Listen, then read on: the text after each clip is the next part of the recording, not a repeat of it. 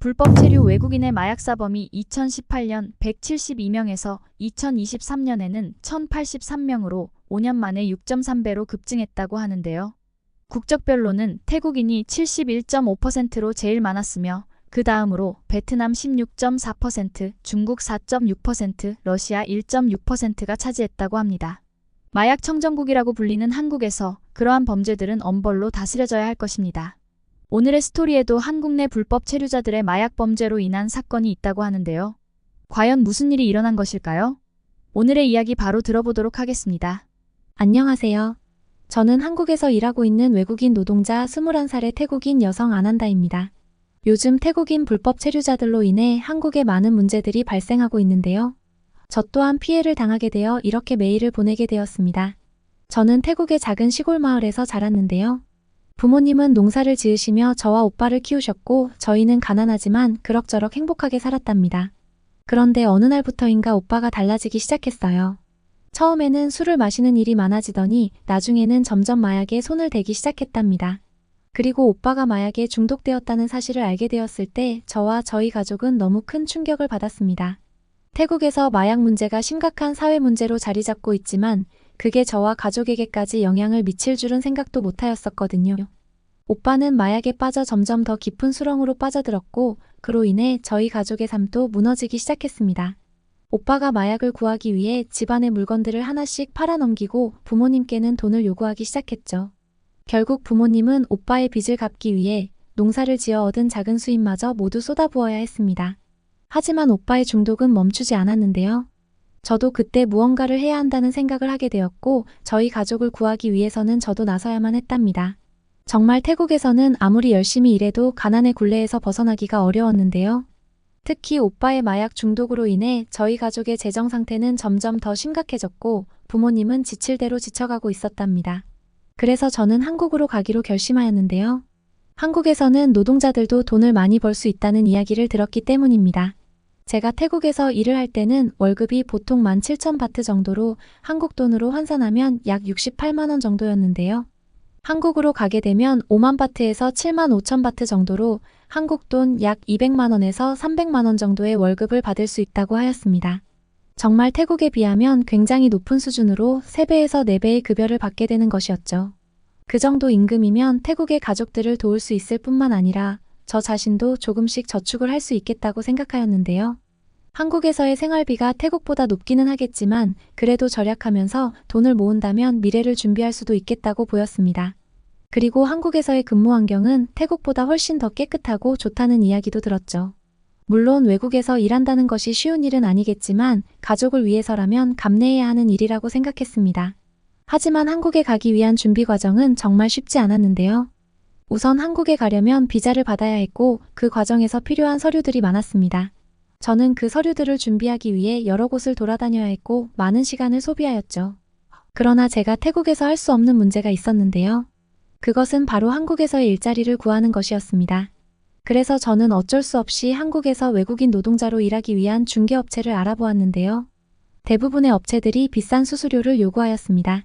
저에게는 그런 돈이 없었기 때문에 부모님께 부탁드릴 수밖에 없었죠. 부모님은 오빠 때문에 이미 재정적으로 매우 어려운 상황이었지만 저를 위해 마지막으로 도움을 주셨답니다. 그렇게 중개업체와 계약을 맺으며 비자를 받고 나서도 문제는 끝나지 않았는데요. 그때부터 정말 한국으로 떠날 준비를 해야 했기 때문입니다. 처음으로 가족과 떨어져 먼 나라에서 살아가야 한다는 생각에 많은 두려움이 밀려왔어요. 한국어도 잘 몰랐고 한국에서 어떤 생활이 기다리고 있을지 상상조차 할 수 없었죠.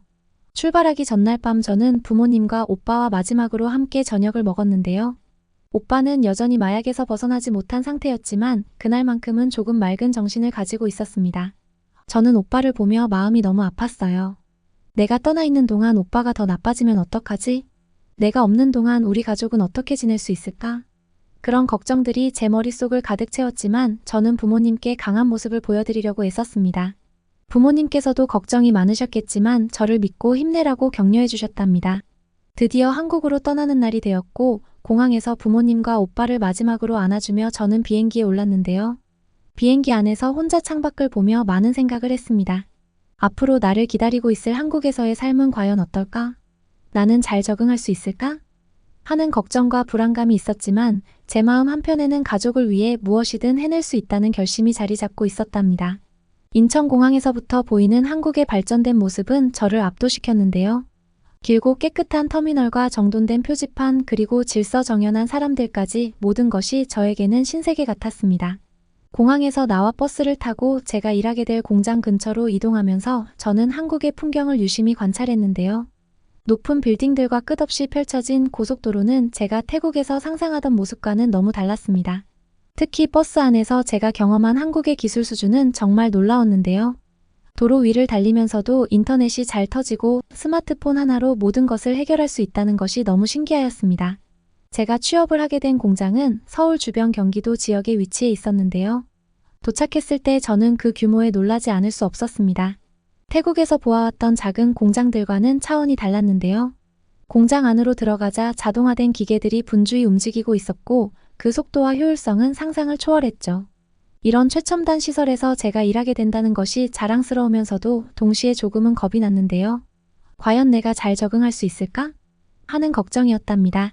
정말 첫날 밤에는 기숙사 방 안에 혼자 누워서 많은 생각을 하였었죠. 다음날 공장에 처음 출근하면서 가장 먼저 부딪힌 문제는 언어였는데요.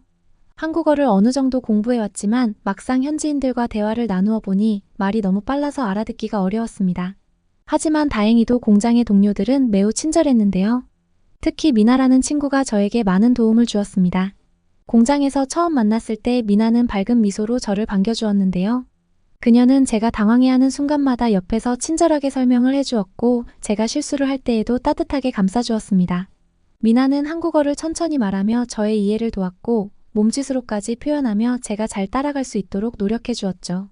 어느 날 하루는 제가 작업 중에 기계 조작법을 헷갈려서 큰 실수를 할 뻔한 적이 있었는데요. 그때 미나가 재빨리 다가와 제 실수를 바로잡아 주었답니다. 그리고는 괜찮아 안 한다. 처음엔 누구나 실수해. 라며 위로해 주었는데요. 미나의 그 한마디는 저에게 큰 힘이 되었고 제가 더 열심히 배워야겠다는 의지를 다지게 해주었습니다. 그리고 점심시간이 되면 미나는 저를 데리고 한국의 다양한 음식을 소개해 주었는데요. 공장 식당에서 함께 밥을 먹으면서 한국의 문화에 대해 이야기해 주었고 저는 그때마다 흥미롭게 귀를 기울였답니다. 게다가 김치나 불고기 그리고 된장찌개 등의 처음 먹어보는 음식들이 저에게는 신기하면서도 너무 매력적이었는데요. 미나는 제가 매운 음식을 잘 못 먹을까봐 늘 부드러운 음식도 챙겨주었답니다. 미나와 함께한 시간은 단순히 일터에서의 시간만이 아니었는데요. 그녀는 저에게 한국에서 어떻게 살아가는지에 대한 소소한 팁들도 많이 알려주었습니다. 공장에서 지친 하루를 마치고 기숙사로 돌아가면 미나와 자주 메시지를 주고받았는데요. 안 한다. 오늘은 마트에 가서 필요한 거 있으면 같이 사자. 그리고 주말엔 같이 카페에 가서 좀 쉬자. 라고 하는 미나의 소소한 제안들은 저에게 큰 위로가 되었죠. 그러면서 저는 점점 더 한국에서의 삶에 적응해 갔고 그 과정에서 미나의 역할이 정말 컸답니다. 또한 공장에는 저 외에도 다른 외국인 동료들이 있었는데요. 저와 같은 태국에서 온 남자인 파릿도 있었답니다. 그는 저보다 먼저 이곳에서 일을 하고 있었고 여러모로 저를 많이 도와주며 친절하게 대해주었죠. 저의 한국어 실력을 높이기 위해 함께 공부도 하며 제가 모르는 것을 가르쳐주기도 하였는데요.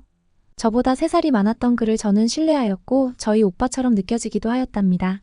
그렇게 파릿과 저는 공장에서 매일 함께 일하면서 가까워졌는데요. 같은 언어와 같은 고향에서 왔다는 사실만으로도 저에게는 큰 위로가 되었답니다. 한국에서의 생활이 가끔 외롭기도 하였지만 파릿이 있어서 덜 힘들었죠. 그는 저에게 많은 도움을 주었고 처음에는 그것이 같은 나라의 동생이기 때문이라고 생각하였는데요. 어느 날 갑자기 파릿이 저에게 자신의 마음을 고백하였습니다. 파릿은 저희가 퇴근을 하고 함께 저녁을 먹던 중 저에게 고백하였는데요. 안 한다. 나 너를 좋아해. 우리 사귀자. 라고 하였습니다. 순간 저는 너무 당황스러웠는데요. 파릿은 저에게 중요한 동료이자 친구였지만 저는 그를 이성적으로 생각해 본 적이 없었기 때문입니다. 그런 그의 고백이 저에게는 충격적이기도 하였고 게다가 저는 지금 공장에서의 일이 더 중요하다고 생각하였습니다. 그래서 저는 미안해 파릿, 나는 너를 좋은 친구로만 생각하고 있어. 지금은 일에 더욱 집중하고 싶어. 라고 정중하게 거절하였는데요. 하지만 그렇게 파릿의 고백을 거절한 후 그의 태도는 완전히 변했습니다. 처음에는 저의 결정을 존중하는 듯하였지만 시간이 지날수록 그는 저에게 점점 더 날카롭게 대하기 시작했는데요. 그는 제가 공장에서 실수를 할 때마다 크게 소리치며 저를 비난하였습니다. 안 한다. 이 정도도 못하면 어떻게 여기서 일할 수 있겠어? 정말 실망이야. 그의 말은 저를 점점 더 위축시키기 시작했죠. 그러면서 파릿은 저를 직접적으로 괴롭히기 시작하였는데요.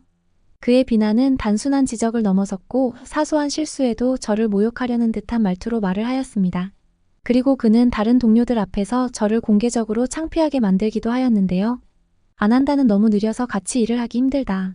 안 한다는 멍청해서 일을 잘 못한다는 등의 악의적인 말들은 저를 더욱 힘들게 하였고 동료들 앞에서 고개를 들 수 없게 만들었죠.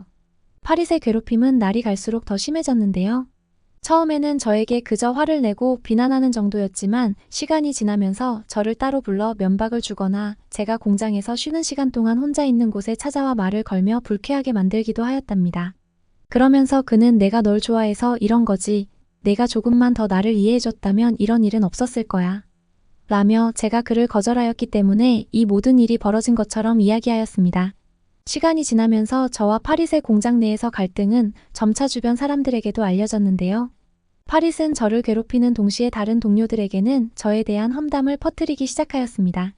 그는 저를 은혜도 모르는 사람이라고 말하며 제가 그의 도움을 받고도 무시했다는 식으로 이야기를 만들었는데요. 그로 인해 저에 대한 오해가 퍼지기 시작하였고 저는 공장에서 점점 더 고립감을 느끼게 되었답니다. 제가 그런 어려움을 겪고 있을 때 유일하게 저를 이해해준 사람은 바로 한국인 친구 미나였는데요. 저와 깊은 유대관계를 유지하고 있었던 미나는 제가 점점 더 힘들어하는 모습을 알아챘습니다. 그리고는 점심시간에 혼자 휴게실에서 눈물을 흘리고 있을 때 미나가 저에게 다가와 무슨 일이 있냐고 물었습니다. 저는 순간 참았던 감정을 터뜨리며 파릿과의 문제에 대해 털어놓았죠. 미나는 저의 이야기를 듣고는 그런 일을 혼자서 겪고 있었다니 너무 마음이 아프다. 절대로 혼자 힘들어하지 말고 우리 함께 이 문제를 해결해보자고 말하였는데요. 그녀의 말이 저에게는 커다란 힘이 되었답니다. 하지만 그 이후로도 파릿의 괴롭힘은 끝나지 않았는데요. 어느 날은 그가 저를 따로 불러 내가 나를 거절한 이후로 계속 너를 힘들게 만들고 있어. 네가 이 공장에서 계속 편하게 일하고 싶다면 나를 다시 생각해보는 게 어때? 라며 위협적인 말을 하였습니다. 그 순간 저는 더 이상 참을 수가 없었는데요. 그가 이렇게까지 저를 괴롭히는 이유가 단지 제가 그의 감정을 받아들이지 않았기 때문이라는 사실이 저를 더욱 화나게 만들었습니다. 그래서 저는 그에게 단호하게 말하였는데요. 파릿, 나는 너에게 아무런 잘못도 하지 않았어. 네가 나를 좋아하는 것은 너의 자유이지만 그 감정을 받아들이지 않았다고 해서 나를 괴롭힐 권리는 없어. 나는 더 이상 이 일을 참지 않을 거야. 그리고 저는 미나와 함께 공장 관리자에게 파릿의 괴롭힘에 대해 이야기하였습니다. 처음에는 이러한 개인적인 문제를 다른 사람들에게 말하는 것이 두려웠지만 더 이상 저 자신을 괴롭힘 속에 방치할 수는 없었답니다. 관리자는 저의 이야기를 진지하게 듣고는 파릿과 저를 따로 불러 상황을 중재하기 시작하였습니다. 처음에 파릿은 자신의 행동을 인정하려 하지 않았는데요. 그는 오히려 저를 비난하며 안 한다가 본인을 오해했다는 식으로 말하였답니다. 그러나 관리자의 단호한 태도에 결국 자신의 잘못을 인정하게 되었고 저에게 공식적으로 사과를 하였습니다. 그 이후로 저희는 서로 말 한마디 나누지 않으며 무시하며 지냈죠. 그런데 파릿이 조금씩 이상한 행동을 보이기 시작했는데요. 예를 들어 무단으로 결근을 하거나 쉬는 시간에 갑자기 사라지는 일이 잦아지고는 하였습니다. 저는 그저 피곤해서이거나 저를 피하고 싶어서 일 것이라고 생각하였는데요. 다른 동료들은 은근히 그의 불성실함을 이야기하기 시작하였죠. 그리고 어떤 날은 밤 늦게까지 파릿이 공장에서 퇴근하지 않고 외부에서 온 무리의 사람들과 어울리는 모습을 목격한 동료도 있었습니다. 그러면서 저의 불길한 느낌은 점점 커져갔는데요. 그로부터 며칠 후 저는 공장에서 파릿이 몰래 전화를 하는 모습을 우연히 보게 되었습니다. 그는 뭔가를 숨기려는 듯 목소리를 낮추고 있었고 그의 얼굴은 긴장된 듯 보였는데요. 전화를 끊은 후에도 그의 모습은 매우 불안해 보였습니다. 그 후로도 그는 자주 공장 밖으로 나가서 전화를 하였고 공장 직원이 아닌 사람들과의 만남도 잦아지는 것 같았습니다. 특히 그 중에 몇 명은 외국인들로 어딘가 수상쩍은 분위기를 많이 풍겼답니다. 그러던 어느 날 저는 예상치 못한 충격적인 사실을 듣게 되었는데요. 공장에서 일하는 다른 태국 동료가 저에게 다가와 파릿에 대해 이야기하였습니다. 그는 저에게 속삭이듯 말했는데요. 안 한다. 파릿에 대해 조심해야 해. 그가 마약을 하고 있다는 소문이 있어. 그 말을 듣고 저는 너무 믿기 어려웠습니다. 파릿이 저에게 나쁘게 대하기는 하였었지만 마약까지 할 만큼 나쁜 사람은 아니라고 생각하였기 때문입니다. 하지만 최근 그의 수상한 행동들이 머릿속을 스치며 마음 한구석에서는 그 말이 사실일지도 모른다는 불안감이 커져갔죠. 그리고 며칠 후 저는 우연히 파릿이 몰래 외출하는 것을 목격하게 되었는데요. 그는 공장 뒤편에서 몇 명의 남자들과 만나고 있었습니다. 그들은 모두 낯선 외국인이었고 태국어로 무언가를 이야기하고 있었는데요. 그중 한 남자가 파리색의 작은 봉투를 건네주는 모습을 보면서 저는 뭔가 잘못되었다는 것을 직감하였습니다. 그리고 그 장면을 목격한 이후 저는 더 이상 침묵할 수만은 없을 것 같았습니다. 너무 많은 고민과 생각에 저는 그날 밤 잠을 이룰 수가 없었는데요. 돌이켜보면 볼수록 파리시 불법적인 사건에 연루되어 있다는 사실이 점점 더 명확해졌고 제 양심은 이를 외면할 수 없었습니다. 그는 불법 체류자들과 어울려 마약을 하고 있었고 저는 더 이상 그런 일에는 엮이고 싶지 않았습니다. 그리고 무엇보다 공장에서 함께 일하는 다른 동료들에게도 위험이 될 수 있는 일이었기 때문에 저는 경찰에 신고하기로 결심하였죠. 경찰에 신고를 하기 전 저는 미나에게 먼저 이 사실을 털어놓았는데요. 그녀는 처음에 제 말을 듣고 놀랐지만 침착하게 저에게 용기를 북돋아 주었습니다. 안 한다. 내가 옳은 결정을 내린 거야. 이런 일은 그냥 넘어가면 안 돼. 경찰에 신고해서 공장과 우리 모두를 지키자. 저는 미나의 도움을 받아 가까운 경찰서로 갔고 긴장된 마음으로 파릿에 대해 이야기하였습니다. 경찰은 저의 진술을 듣고는 자세한 조사를 시작하겠다고 약속했는데요. 그 순간 저는 이러한 결정을 내렸다는 생각이 잠깐 두려웠지만 동시에 옳은 일을 했다는 확신이 들었답니다. 저의 신고를 받은 경찰은 즉각 수사를 시작하였는데요. 파릿이 만나는 사람들과 그의 수상한 활동들에 대해 조사하기 시작하였습니다. 며칠 동안 경찰은 파릿을 몰래 추적하였고 그간 불법 체류자들과의 만남이 실제로 마약 거래와 관련되어 있다는 것을 밝혀냈다고 하였습니다. 경찰은 증거를 충분히 확보한 후 파릿을 체포하기로 결정하였다고 하였죠. 그리고 어느 날 저녁 저는 공장에서 일을 마치고 퇴근 준비를 하고 있었는데요. 그때 갑자기 경찰들이 공장으로 들이닥쳤습니다. 파릿은 무심하게 일을 하고 있었지만 경찰들이 그를 부르자 갑자기 얼굴이 하얗게 질리기 시작하였죠. 그는 도망치려고 하였지만 이미 모든 출구가 막혀 있었습니다. 경찰은 그런 그를 재빠르게 체포하였고 수갑이 채워진 파릿은 한마디도 하지 못한 채 끌려가게 되었답니다. 파릿의 체포 소식은 금방 공장 내에 퍼졌는데요. 동료들은 놀라워하면서도 그동안 그가 보여줬던 수상한 행동들에 대해 이야기하기 시작하였습니다. 그리고 많은 사람들이 저에게 안 한다. 내 덕분에 큰일 날 뻔한 상황을 막았어. 너 아니었으면 어떻게 됐을지 몰라. 너무 고마워라며 감사의 말을 전하였는데요. 그러한 그들의 감사에도 불구하고 제 마음에는 왠지 모를 불편함이 있었습니다. 파릿이 사라진 후 저는 다시 일상으로 돌아가기 위해 노력하였는데요. 하지만 그와 관련된 일들이 제 머릿속에서 쉽게 떠나지 않았습니다. 공장은 여전히 바쁘게 돌아갔지만 그 속에서 저는 많은 생각들로 인해 머리가 복잡하였죠. 저는 합법적으로 한국에서 일을 하고 있지만 그동안 주변에서 불법으로 일하는 태국인들을 많이 보았습니다. 그들 중 일부는 비자 문제가 발생하여 불법 체류자가 되기도 하였고 어떤 사람들은 처음부터 불법적으로 입국하여 일자리를 구하였죠. 그들은 한국에서 살아남기 위해 어쩔 수 없이 불법적인 길을 선택하였다고 하지만 그들의 선택이 한국 사회에 미치는 영향을 생각하면 마음이 무거워졌습니다. 불법 체류자로 살아가는 것이 결코 쉬운 일은 아닌데요. 그들은 언제나 법의 감시를 받는 위치에 놓여 있으며 공장에서 불공정한 대우를 받더라도 그를 말할 수 없는 상황에 있답니다. 그리고 그들은 기본적인 권리를 보호받지 못하며 자신들의 체류를 유지하기 위해 하루하루 두려움 속에서 살아가는 이들도 있죠. 게다가 불법 체류자들은 대부분 저임금으로 일을 하기 때문에 경제적으로도 큰 어려움을 겪고 있는데요. 그들이 받는 급여는 합법적인 외국인 노동자나 한국인 노동자들에 비해 훨씬 낮은 수준이랍니다. 그럼에도 불구하고 저는 이러한 친구들의 사정을 보며 그들이 왜 한국에 남아있으려 하는지에 대해서도 일부 이해를 할 수 있었는데요. 그들도 저처럼 가족을 위해 돈을 벌어야 하고 또 고국으로 돌아가기에는 많은 위험과 비용이 따르기 때문이었습니다. 하지만 그 과정에서 한국 사회에 부담을 주고 있다는 사실을 알게 되면서 많은 죄책감을 느끼지 않을 수 없었답니다. 저는 한국에서 일을 하며 많은 혜택을 받았는데요. 합법적으로 일할 수 있는 기회를 얻었고 또한 한국 사회의 안전한 질서 안에서 생활을 할 수 있었습니다. 하지만 저와 같은 태국 출신 노동자들이 불법적으로 체류하며 한국에 많은 문제를 일으키고 있다는 사실에 대하여 미안한 마음을 크게 가지고 있는데요. 그들은 한국의 법과 질서를 위반하고 있으며 그로 인해 한국 사회가 겪는 부담을 생각하면 많은 죄책감이 들었습니다. 특히 마약 청정국가라는 한국의 마약으로 인한 문제들을 일으키는 부분에 대해서는 더욱 안타깝고도 미안한 마음이 들었답니다. 물론 불법 체류자들이 왜 그런 선택을 하였는지 일부 이해는 가지만 한국에서 받아들일 수 없는 행동임을 잘 알고 있습니다. 이 문제는 단지 개인의 문제를 넘어 한국의 사회적, 경제적 구조에 큰 영향을 미치는 문제이기 때문일 것입니다.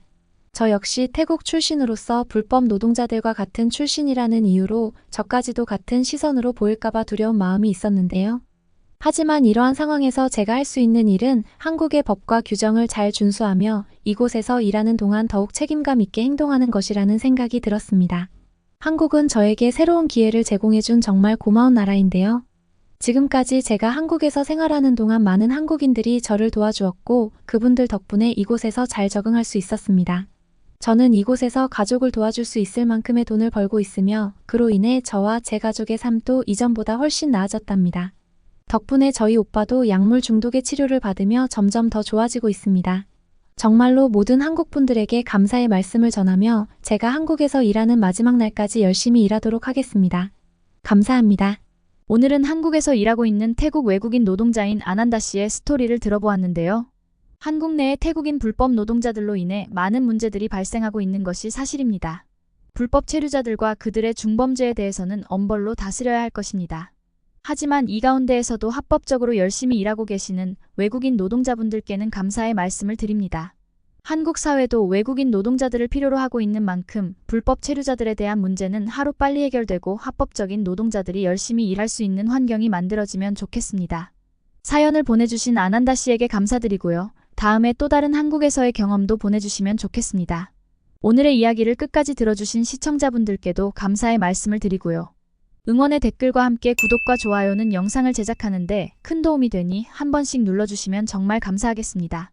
그리고 혹시 소개하시고 싶은 좋은 이야기가 있다면 고민하지 마시고 대표 이메일로 보내주세요. 영상 제작에 적극 반영하도록 하겠습니다. 앞으로도 더 좋은 사연들을 소개해드리기 위해 노력하겠습니다. 감사합니다.